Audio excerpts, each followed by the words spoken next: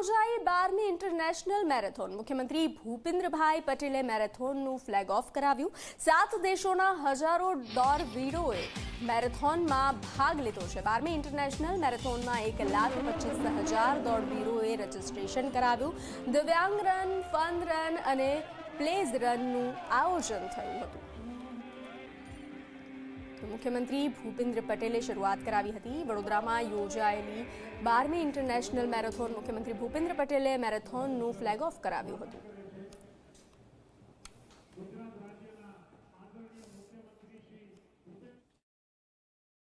ફૂલ marathon, half marathon, quarter marathon, 5 kilometres, timed runs, દિવ્યાંગ run અને 5 kilometre સ્વચ્છતા run જે આપણા આદરણીય મુખ્યમંત્રી શ્રી ભૂપેન્દ્રભાઈના હસ્તે ફ્લેગ ઓફ થયા।